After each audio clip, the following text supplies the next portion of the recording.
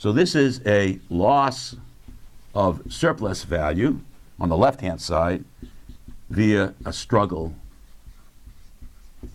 over super profits that we discussed in this course. And I gave you a couple of tables on that, okay?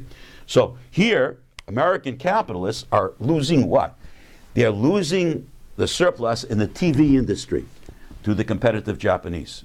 And the United States, eventually, as this becomes very severe, is going to lose, the TV industry is going to disappear from the United States. That which was a very key important industry in the U.S., and the firms producing it disappears. And so the surplus value is lost to the more competitive Japanese. Automobile industry is coming under increased pressure. The big three, Ford, General Motors, and Chrysler, comes under increasing pressure by these competitive German, Italian, and Japanese producers. They're losing surplus value via super profit to the competitors.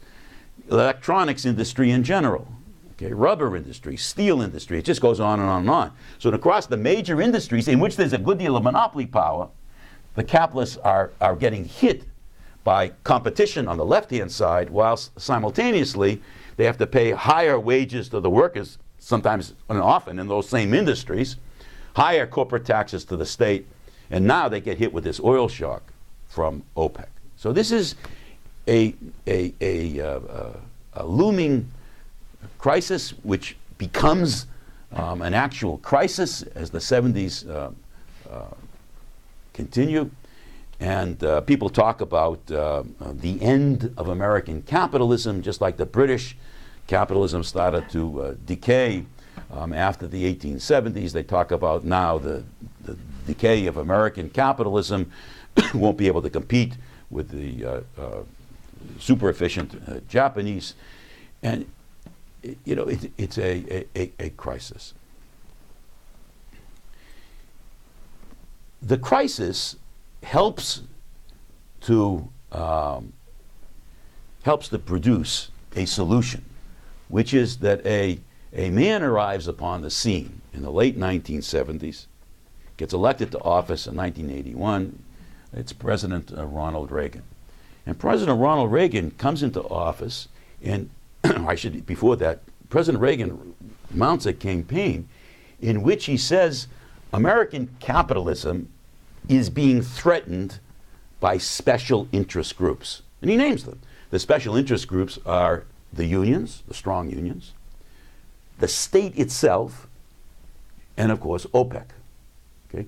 These special interest groups, which are working in their own interests, are threatening the survival for America. And unless we do something about that, American capitalism will disappear. Okay, so he mounts this kind of campaign. He's very articulate. He's, as you all know, is a former movie star, so he knows how to speak well. Very, very persuasive. He looks the part. And to make a long story short, this guy gets elected president of the United States, and what he does do is deliver on his campaign promises. He goes to work on the right-hand side and the left-hand side. So I want to take that through because that's going to take us through the 1980s right up to the present. Okay? First, these events happen. The air controllers go on strike in the United States. Okay? And the air controllers go on strike. That's a major industry, as you all know. And to make a very long story short, President Reagan goes after those workers. He replaces the air controllers with federal employees in the airports. And to make a long story short, he breaks that strike. That's a very important strike. It's broken by the president. He's very clear in terms of what he's doing. The strike would still have been affected even if even when the air controllers were replaced by federal air controllers, if the trucks that deliver gasoline to airplanes did not do so. What happened was that the Teamsters still delivered their oil. They crossed the picket line in the airports and delivered their oil to the airports across the United States, which enabled those airplanes to take off. And some people claim that there was some kind of deal that was struck between President Reagan and this particular union, and that may be or may not be. I don't know. But the point being is that there was a changed circumstances during this moment in time, and President Reagan was certainly consistent on this, which is to go after these unions. And that set in chain a whole new environment in the United States, in which, in a very short period of time, those unions which had been very strong, as I said to you, which had the heritage of FDR behind them and Harry Truman and so forth, became understood in the United States. A new culture kind of emerged in the United States, and new laws were passed in Congress in the United States, in which they became a special interest group working for their own interest against America. To make a long story short, this undermined the power of unions to charge a higher price for their labor power than the unit value. So this political, cultural, and indeed economic new environment that emerged in the United States helped to reduce the price of labor power. Okay? That's not the only reason the price of labor power fell. But what I'm arguing here is the following: on the supply of labor power and the demand for labor power, price of labor power. This is what unions, that's what their monopoly power allowed, to charge a higher price than the so-called competitive price. I think what President Reagan started, and which Congress adopted, was to remove this constraint, remove that or erode that power on the part of unions. And then over the next several years, the price of labor power started to fall because unions no longer could do this, and more the market determined the price of labor power. And because of market changes, which I'm going to explain, the price of labor power in real terms started to fall. The real wage in the United States started to fall. And part of that fall was contributed with the erosion of workers. And that was a deliberate campaign promise of President Reagan. Secondly, I'm going to march through these, 1, 2, 3, 4. So the second one,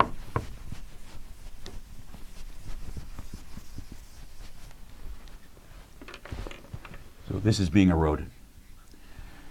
The second one was that corporate taxes were reduced. So the second one is another kind of campaign, okay?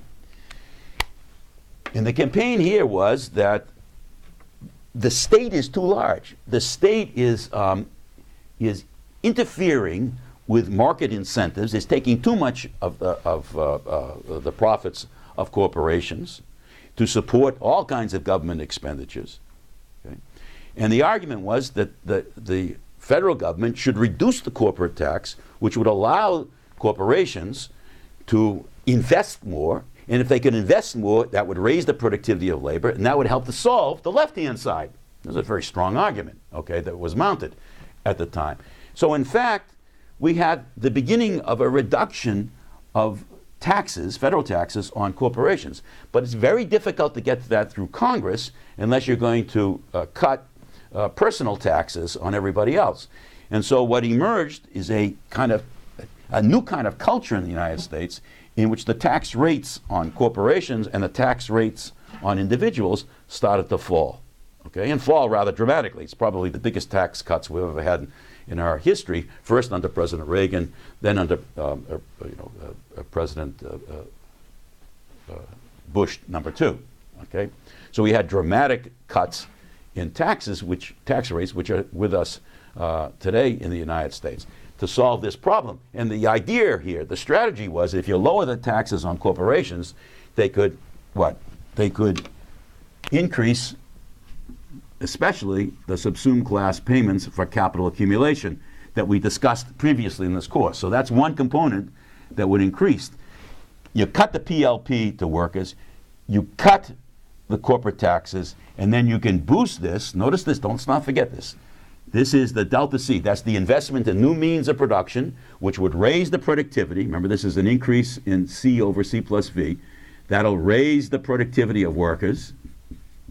That'll allow our industrial capitalists then to lower their average costs and compete effectively with the Germans, the Italians, the Japanese, the Brazilians, and so forth.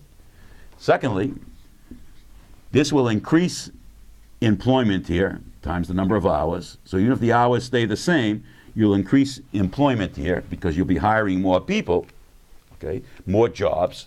So the argument was a cut in taxes will enable higher productivity and more jobs, okay? In other words, you put them together, it'll encourage growth, and that was part of the argument then and today by many in the Republican Party. So by reducing these subsumed class payments, you encourage capital accumulation and you get these two tremendous benefits. Okay. Next.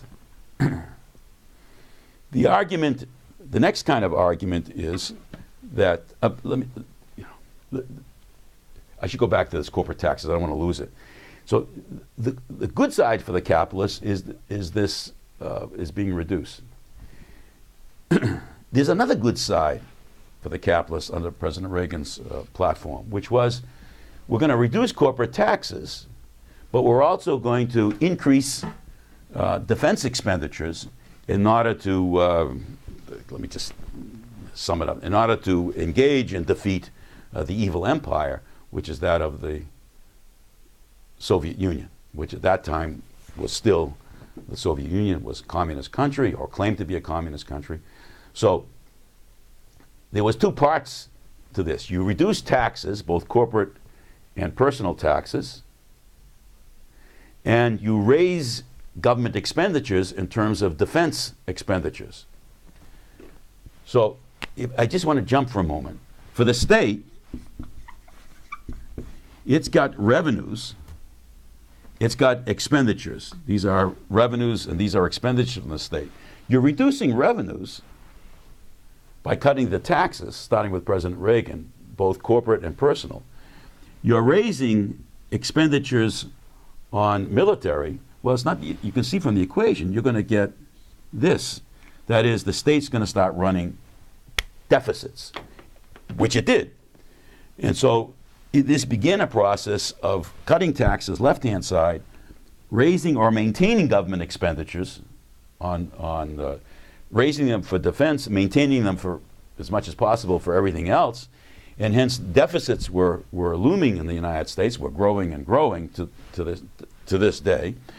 And that too will have consequences on the economy, because if you're running deficits, then the government is going to issue bonds to help finance this deficit.